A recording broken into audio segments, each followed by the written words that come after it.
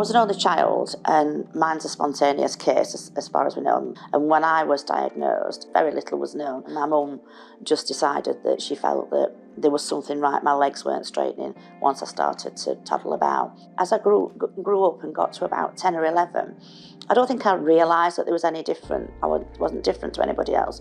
And then I remember being in the last year of junior school, and people started to say things to me and ask things of me and started to laugh at me. And I can remember going home that particular day and standing in front of the mirror.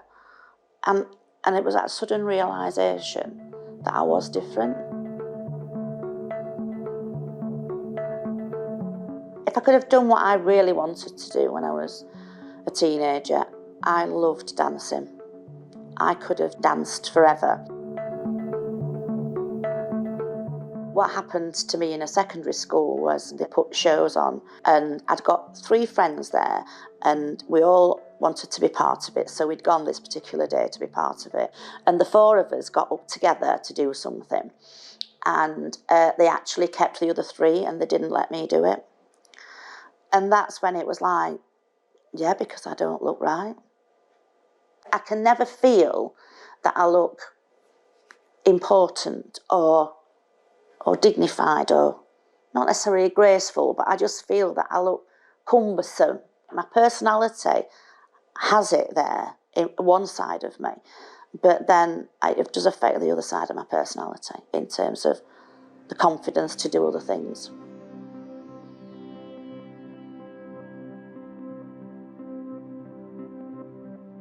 One of the problems is that it's very, very rare.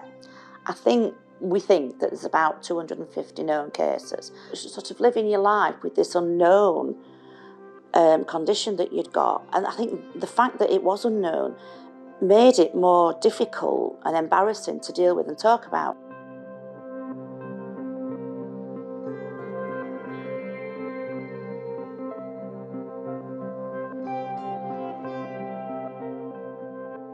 We did ask whether it was hereditary, and we were told categorically, no, it's not. So we decided to have a child, and I got Adam, my first son. I was really happy.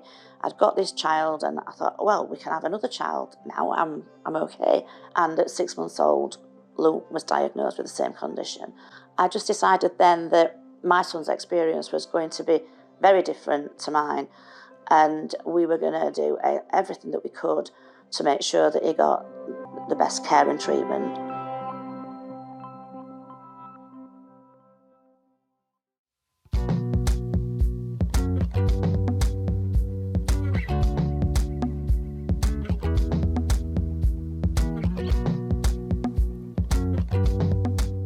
I had kind of fantastic treatment from when I can remember, really, and I was well looked after. Kind of had a great team supporting me to the point where sometimes they were ringing me up on Christmas Eve and just saying, "We'll just tweak your medication slightly," or "You tell us whenever you need anything," and it was fantastic. I had my own physio, the same one from being 6, 7 to 20, and it was because of that rapport that we built. It was, I guess, she knew what to recommend and things I might be interested in. From when I went to the hospital when I was a child, I remember everything being well coordinated then.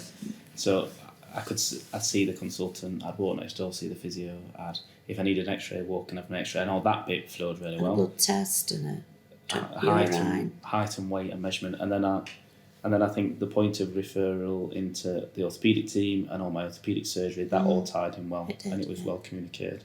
And then I think when I transitioned into adult services, that went as smooth as it could. I guess I can always look forward and see how my mum is now. So I've got an expectation of how I might be. But obviously with more understanding and kind of more knowledge about it, I can kind of think, how can I shape my life now so I'm optimal as I get older? Then I'm more confident to think, right, I'm going to live my life like this, I'm going to exercise, I'm going to look after myself. Without that knowledge, I perhaps wouldn't think like that, and then I wouldn't have the confidence to do it.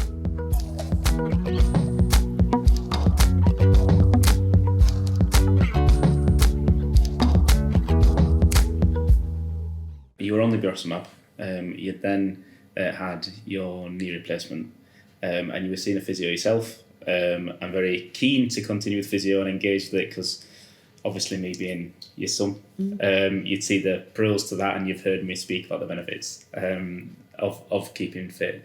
So I think it was after that I said to you, now's your opportunity where you've been in the gym with the physio, you've kept yourself well, you've had all this treatment from your knee replacement. Now's your chance to continue that.